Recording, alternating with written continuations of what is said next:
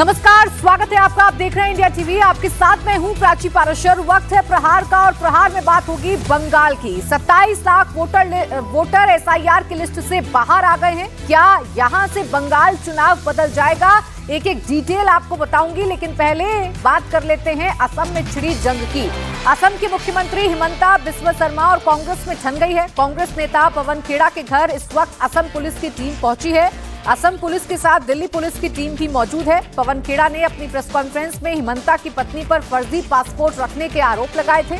हिमंता ने खेड़ा पर बड़े एक्शन की चेतावनी दी थी और अब इसका असर दिखने भी लगा है। असम पुलिस पवन खेड़ा के घर पहुंच गई है। दरअसल असम की ये सियासी लड़ाई अब पर्सनल अटैक पर आकर टिक गई है। पवन खेड़ा ने एक प्रेस कॉन्फ्रेंस की थी जहां हिमंता बिस्वा शर्मा और उनकी पत्नी पर कई गंभीर आरोप लगाए थे। उनकी पत्नी पर फर्जी पासपोर्ट रखने के आरोप लगाए गए थे। अब इस मसले पर हिमंता बिस्वा शर्मा पहले ही साफ कर चुके हैं कि पवन खेड़ा झूठ बोल रहे हैं और इस झूठ का खामियाजा पवन खेड़ा को भुगतना पड़ेगा, उनको जेल जाना पड़ेगा। और अब असम की पुलिस पवन खेड़ा के घर पर पहुंच गई है। उनसे वो दस्तावेज जुटाने के लिए, उनसे जानकारी हासिल करने के लिए कि हिमंता और उनकी पत्नी के बारे में जो जानकारी उन्होंने पब्लिकली शेयर की है उसका आधार क्या है, प्रूफ क्या है, ये तमाम जो जानकारी है वो असम पुलिस की तरफ से जुटाई जाएगी। तो देखिए, असम की जो लड़ाई है बड़ी दिलचस्प हो चुकी है, क्योंकि हिमंता सबसे मजबूत चेहरे के तौर पर असम की सियासी लड़ाई में देखने को मिल रहे हैं। इससे पहले हिमंता गौरव गोगोई और उनकी पत्नी को लेकर कई बड़े दावे कर चुके हैं। उसी का काउंटर कांग्रेस ने ढूंढने की कोशिश की है, लेकिन उस काउंटर में कहीं कांग्रेस खुद ही ना फंस जाए। भास्कर मिश्रा मेरे सहयोगी इस वक्त जुड़ गए हैं ज्यादा जानकारी के साथ। भास्कर, जरा डिटेल बताइए, असम पुलिस क्यों पहुंची है पवन खेड़ा के घर? देखिए, रविवार को पवन खेड़ा एक प्रेस कॉन्फ्रेंस करके असम के मुख्यमंत्री की पत्नी के ऊपर में आरोप लगाया था कि उनके पास 3 पासपोर्ट है और विदेशों में पैसा जमा करने का भी आरोप लगाया। स्विस अकाउंट की बात की कि वहां पे उन्होंने पैसा जमा किया और सीधा सीधा ये राष्ट्रद्रोह से जोड़ के कहा था कि चुनाव प्रचार तो होते रहेंगे, पहले इसकी जांच करवानी जरूरी है। अब ये देश के गृह मंत्री तय करेंगे कि उनके पास जो 3 पासपोर्ट होने की खबर आ रही है उसमें कितनी सच्चाई है, उसकी जांच होनी चाहिए। और न सिर्फ पवन खेड़ा ने, बल्कि उसके बाद कांग्रेस के तमाम सीनियर लीडरशिप के द्वारा इस मुद्दे को उठाया गया और उसके तुरंत बाद असम के मुख्यमंत्री के द्वारा भी कह दिया गया था कि 48 घंटे के अंदर में पवन खेड़ा के ऊपर में हम लोग क्रिमिनल और सिविल डिफेमेशन का केस डालेंगे। पुलिस अब इसमें जांच पड़ताल करेगी और ये भी उन्होंने कह दिया कि ऐसा लग रहा है कि गलत तरीके से एआई का इस्तेमाल करके डॉक्यूमेंट्स बनाए गए हैं जो कि पूरी तरह से फर्जी है और इस मामले में कानून अपना काम करेगा। जो असम के मुख्यमंत्री हैं उनकी पत्नी की तरफ से भी बोला गया कि ऐसा लगता है कि पवन खेड़ा की न सिर्फ तपस्या में कमी रह गई, बल्कि एआई जनरेटेड जो इमेज उन्होंने तैयार किया है उसमें भी कमी रह गई और पुलिस इस मामले की जांच करेगी। तो इसके बाद ये लगभग तय हो गया था कि पवन खेड़ा के द्वारा जो आरोप लगाया गया है इसमें पुलिस जांच करेगी। अब असम पुलिस पहुंची है D12 निजामुद्दीन ईस्ट में पवन खेड़ा रहते हैं, उनके घर पे पहुंची है। दिल्ली पुलिस से सहयोग लेके असम पुलिस पहुंची है। असम पुलिस के 4 सुरक्षाकर्मी पहुंचे हैं निजामुद्दीन ईस्ट में पवन खेड़ा के घर पे और अब जांच पड़ताल करके आगे की कार्रवाई की जाएगी। लेकिन ये माना जा रहा है कि इसके बाद पवन खेड़ा की मुश्किलें बढ़ने वाली है और बहुत आसानी से इस मामले का पटाक्षेप नहीं होगा, ये जानते हुए कि जिस तरह से असम विधानसभा चुनाव में इसको बड़ा मुद्दा बनाया गया था, तो वो काउंटर इस तरह से होगा 9 तारीख को यानी 9 अप्रैल को असम में वोट पड़नी है। उससे ठीक पहले कांग्रेस एक बड़ा मुद्दा लेकर आई थी और हिमंता बिस्वा शर्मा की छवि को डेंट करने की कोशिश की थी। कांग्रेस को ये लग रहा था कि ऐसा करने से असम के चुनाव में एक नैरेटिव बनाया जा सकता है, लेकिन अब यही नैरेटिव कांग्रेस को भारी पड़ता हुआ दिख रहा है। हिमंता हो या उनकी पत्नी हो या भारतीय जनता पार्टी हो, ये साफ कर चुकी थी कि पवन खेड़ा की तरफ से जितने भी आरोप लगाए गए हैं वो आरोप फर्जी हैं।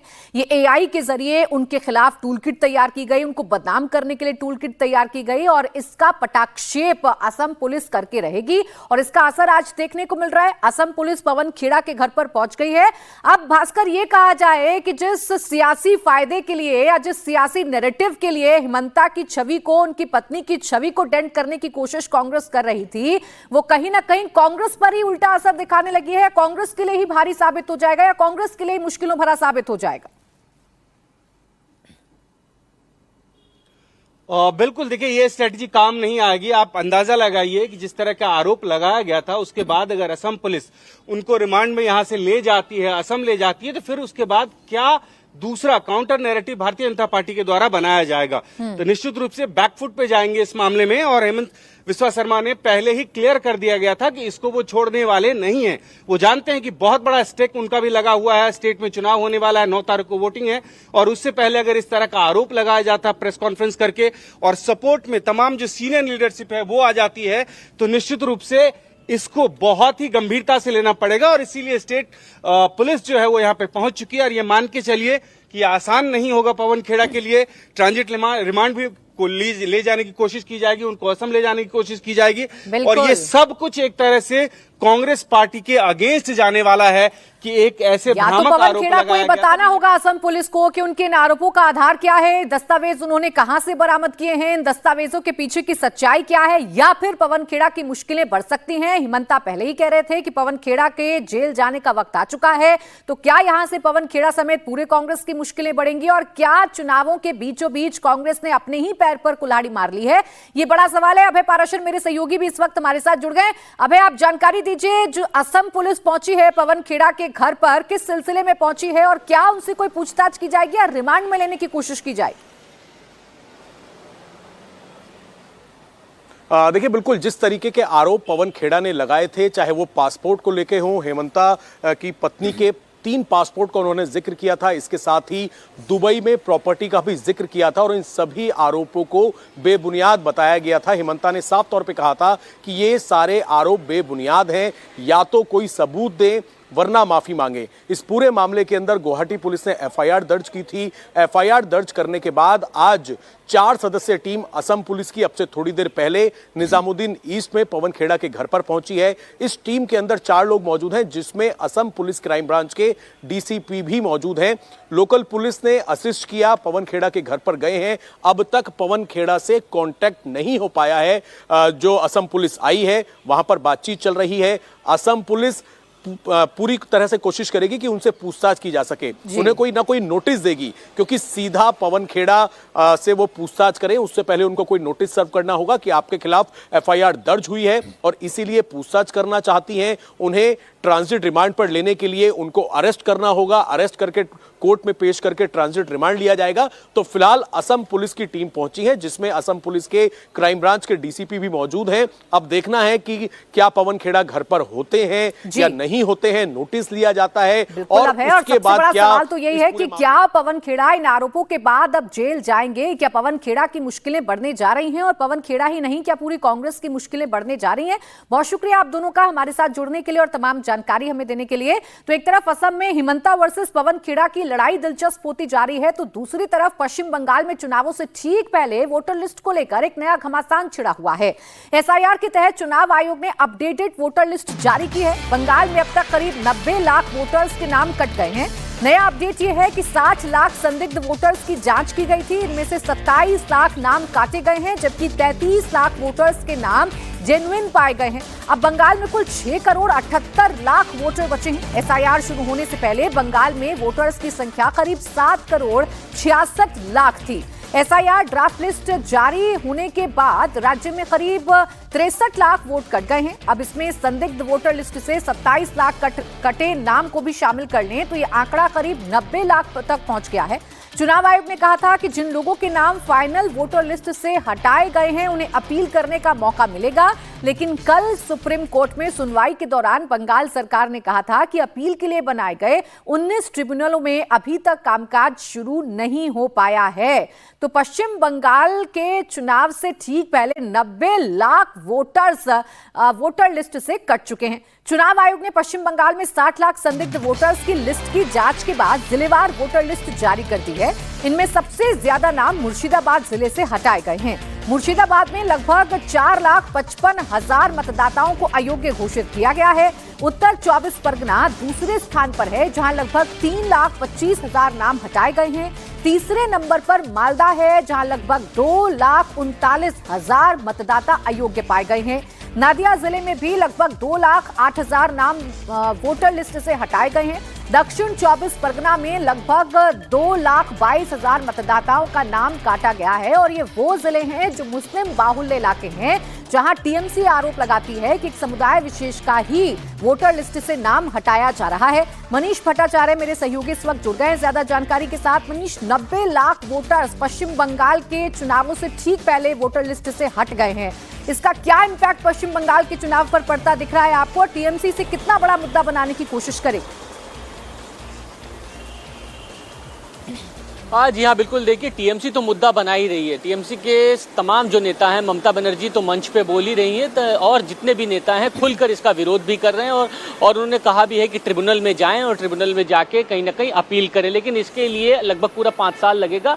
इलेक्शन कमीशन की तरफ से लगभग इस बात की पुष्टि हो चुकी है कि ट्रिब्यूनल में जाने के लिए कोई रोक टोक नहीं है, लेकिन इस ट्रिब्यूनल में जाने के लिए समय सीमा अगले चुनाव तक के देखी जाएगी। लेकिन इस पूरे जो जिलेवार जो सूची निकाली गई है इलेक्शन कमीशन की तरफ से, इसमें देखने वाली बात यह है जिसमें मुर्शिदाबाद जहां 4.5 लाख, मालदा, उत्तर दिनाजपुर, साउथ दिनाजपुर, ये वो तमाम इलाके हैं जहां पर सबसे ज्यादा वोटर लिस्ट से जो नाम हटे हैं। एक तो बांग्लादेश से सटा हुआ सीमा है और ये मुस्लिम बाहुल्य इलाके हैं। और जो जिलेवार सूची है उसमें भी जो तमाम जगह हैं, चाहे वो हुगली हो, हावड़ा हो, साउथ कोलकाता की बात सबसे ज्यादा इंपॉर्टेंट है, क्योंकि साउथ कोलकाता में 2 इंपॉर्टेंट सीटें हैं, भवानीपुर और पोर्ट, जहां से फिरहाद हकीम चुनाव लड़ रहे हैं। भवानीपुर से ममता बनर्जी, और 28,000 यहाँ से वोट नॉन एलिजिबल वोटर्स हैं जो कि मिले हैं, जो कि सूची से नाम हट गए हैं। तो एक बड़ी तादाद में नाम हटे जो कि नॉन एलिजिबल वोटर्स है।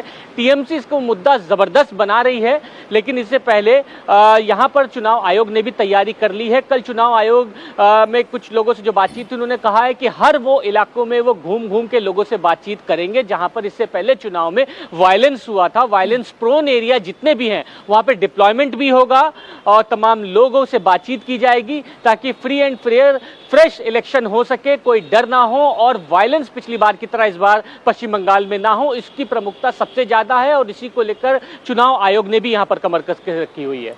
बिल्कुल, लेकिन मनीष, ये तो साफ है कि 90 लाख वोटर्स हैं बंगाल के जो वोट नहीं डाल पाएंगे, उनके वोटर लिस्ट से नाम कट गए हैं और सबसे ज्यादा अगर कहीं पर नाम कटे हैं तो वो मुर्शिदाबाद का इलाका है, वो उत्तर 24 परगना का इलाका है, वो इलाके जो मुस्लिम बाहुल्य इलाके हैं। बहुत शुक्रिया आपका तमाम जानकारी के लिए मनीष। तो बंगाल चुनाव में अब पाकिस्तान की भी एंट्री हो गई है। जी हाँ, ममता बनर्जी ने पाकिस्तान का नाम लेकर सीधे सीधे प्रधानमंत्री मोदी को घेरने की कोशिश की है।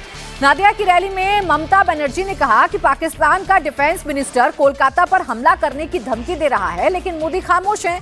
इसके बाद ममता ने कहा कि अगर बंगाल के लोगों को निशाना बनाया गया तो वो दिल्ली को निशाना बनाएंगे। ममता के भाषण के कुछ घंटे बाद अभिषेक बैनर्जी ने भी ख्वाजा आसिफ के मुद्दे पर मोदी सरकार को घेरा। अभिषेक ने सिलीगुड़ी की रैली में कहा कि अगर इंडिया गठबंधन की सरकार बनी तो पाकिस्तान को उसके घर में घुसकर मारेंगे। পাকিস্তানের ডিফেন্স মিনিস্টার যখন বলে কলকাতাকে টার্গেট করব, কলকাতাকে অ্যাটাক করব, সেই কথাটা নরেন্দ্র মোদি কেন বাংলায় এসে কালকে বললেন না যে উইল টেক স্ট্রং অ্যাকশন? মুখ চুপ করে বসেছিলেন। তার কারণ ব্লুপ্রিন্ট রেডি। আর একটা পহেলগাঁও ইলেকশনের আগে লোক দেখানো, ছদ্মবেশী খেলা, ছলনা। বাংলার মানুষকে টার্গেট করলে বাংলা দিল্লিকে টার্গেট করবে। अब एक ही दिन में ममता और उनके भतीजे अभिषेक बैनर्जी ने ख्वाजा आसिफ के बयान को लेकर पीएम मोदी पर निशाना साधा। अभिषेक ने ख्वाजा आसिफ की गीदड़ भभकी पर क्या कहा, यह भी आप सुनिए। आज থেকে 2 दिन আগে পাকিস্তানের প্রতিরক্ষা মন্ত্রী, তার নাম হচ্ছে খ্বাজা আসিফ, সে বলছে কলকাতা উড়িয়ে দেবো। প্রধানমন্ত্রী চুপ, স্বরাষ্ট্রমন্ত্রী চুপ, প্রতিরক্ষা মন্ত্রী চুপ। কাগজে খ্বাজা আসিফের নামটা লিখে রাখছি। যেদিনকে মমতা বন্দ্যোপাধ্যায় আর ইন্ডিয়া অ্যালায়েন্সের সরকার হবে না, বাড়িতে ঢুকে মারবো। পাকিস্তানে বসে কলকাতা ওড়ানোর হুমকি দেবে আর প্রধানমন্ত্রী এসে এখানে কুচবিহারে সভা করবে, নিয়ে বলবে তৃণমূলকে হাট।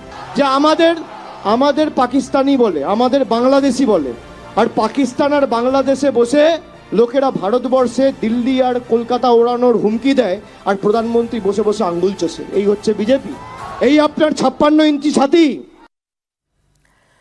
तो ख्वाजा आसिफ के बयान को पश्चिम बंगाल में एक बड़ा मुद्दा बनाने की कोशिश टीएमसी ने की है। अब आपके लिए जान लेना यह भी जरूरी है कि पाकिस्तान के रक्षा मंत्री ख्वाजा आसिफ ने ऐसा क्या बयान दिया जिसे टीएमसी बंगाल में चुनावी मुद्दा बना रही है।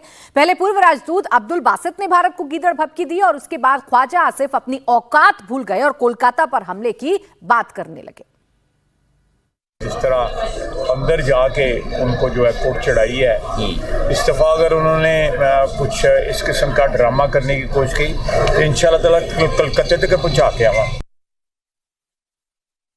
जिस तरह अंदर जाके उनको जो है कोर्ट चढ़ाई है, इस दफ़ा अगर उन्होंने कुछ इस किस्म का ड्रामा करने की कोशिश की तो इंशाल्लाह ताला कलकत्ते तक पहुंचा के आवा। तो ख्वाजा आसिफ भारत का नाम ले रहे हैं क्योंकि अपनी जनता का ध्यान असल मुद्दों से हटाना है, लेकिन पाकिस्तान की एंट्री बंगाल के चुनाव में होना सीधे सीधे तौर पर यह बता रहा है कि इस बार पश्चिम बंगाल का चुनाव टीएमसी के लिए आसान है नहीं, इसलिए हर एक मसले पर टीएमसी खुलकर बोल रही है। पश्चिम बंगाल विधानसभा चुनाव में गड़बड़ ना हो, स्वतंत्र और निष्पक्ष चुनाव हो, इसलिए बड़ी संख्या में केंद्रीय सुरक्षा बलों की तैनाती भी की जा रही है। 15 दिन बाद पहले फेज की वोटिंग होनी है, इसलिए सीआरपीएफ के कमांडो का पश्चिम बंगाल पहुंचना शुरू हो गया है। सीआरपीएफ की मार्क्समैन गाड़ियां पश्चिम बंगाल पहुंच चुकी हैं। कोलकाता के न्यू टाउन हॉल इलाके में मार्क्समैन की कुछ गाड़ियों को स्पॉट किया गया। इनमें वो गाड़ियां भी हैं जो जम्मू कश्मीर से यहां पहुंची हैं, क्योंकि मार्क्समैन गाड़ियों पर जम्मू कश्मीर का नंबर प्लेट है। अब इन गाड़ियों को बंगाल के अलग अलग जिलों में डिप्लॉय किया जा रहा है। इसे लेकर ही कल ममता बनर्जी ने लोगों को भड़काया भी था। ममता बनर्जी ने कहा था कि अयोध्या से सीआरपीएफ की 200 गाड़ियां आप पर अटैक करने के लिए आ रही हैं। আমি শুনলাম 200 গাড়ি করে অযোধ্যা দিয়ে উত্তরপ্রদেশ থেকে সিআরপিএফ নিয়ে আসছে আপনাদের উপর হামলা করার জন্য। কেউ ভয় পাবেন না, এটা 15 দিনের ছলনা, 15 দিনের খেলা, 25 দিনের খেলা। ভোট দিতে হবে সাধারণ মানুষকে। বিজেপি অনেক ভোটারের নাম কেটেছে। কেন কেটেছে? লজ্জা করে না মাননীয় প্রধানমন্ত্রী? বিহারেও বলেছিলেন খুশবইটিয়া, আপনার দায়িত্ব বিএসএফ বর্ডার আপনার হাতে, আপনার হোম মিনিস্টারের দায়িত্ব সিআইএসএফ আপনার হাতে, সিআরপিএফ আপনার হাতে, আইটিবিটি আপনার হাতে, প্লেন আপনার হাতে, ট্রেন আপনার হাতে। তাহলে যদি কোনো খুশবইটিয়া কোথাও ঢুকে থাকে তার জমিদারি তো আপনার। আপনি আগে পদত্যাগ করুন, তারপরে খুশবইটিয়ার কথা বলুন। तो पश्चिम बंगाल में तो आर पार की जंग बीजेपी और टीएमसी के बीच में है, तो वहीं उत्तर प्रदेश में भी अगले साल होने वाले विधानसभा चुनाव को लेकर तैयारियां शुरू हो गई हैं। उसके पहले पोस्टर वॉर देखने को मिल रहा है। लखनऊ में सीएम योगी के समर्थन में धुरंधर का पोस्टर लगाया गया है, जिसमें सीएम योगी को धुरंधर सीएम बताया गया है, तो अखिलेश राज को लियारी राज बताया गया है। अखिलेश को रहमान डकैत के तौर पर दिखाया गया है। लखनऊ में सीएम आवास के पास एक पोस्टर लगाया गया है जिसमें धुरंधर फिल्म के कैरेक्टर्स को दिखाया गया है, मुख्यमंत्री योगी आदित्यनाथ को धुरंधर के रूप में, और जबकि अखिलेश यादव के राज को लियारी राज के तौर पर दिखाया गया है। देश में सबसे ज्यादा किसी फिल्म की चर्चा हो रही है तो वो हो रही है धुरंधर को लेकर के, और धुरंधर के जो पोस्टर्स हैं वो फिलहाल इस समय लखनऊ की तस्वीरों पर शुरू हो गए हैं नजर आना। लखनऊ की सड़कों पर आपको धुरंधर के पोस्टर नजर आएंगे, और लखनऊ यूनिवर्सिटी के ठीक सामने आप देखिए, हनुमान सेतु के ठीक सामने जो पोस्टर लगाए गए हैं उसमें लिखा गया है अखिलेश का लियारी राज, और किस तरीके से जो हिंसा होती थी, जिस तरीके से हिंसा फैलती थी, जिस तरीके से मेरठ पहुंची दंगों की आग की बात जिक्र की गई है, SP leader booked for murder, ये सारी उन तस्वीरों का जिक्र किया गया है। और उसमें अखिलेश यादव की तस्वीर लगाई गई है रहमान डकैत को डिनोट करते हुए, और दूसरी तरफ मुख्यमंत्री योगी आदित्यनाथ की तस्वीर लगाई गई है और उसमें बोला गया है कि आपको क्या चाहिए। जी हां, धुरंधर सीएम का जिक्र किया गया है, और किस तरीके से अतीक अशरफ मारे गए थे उसकी कटिंग लगाई गई है।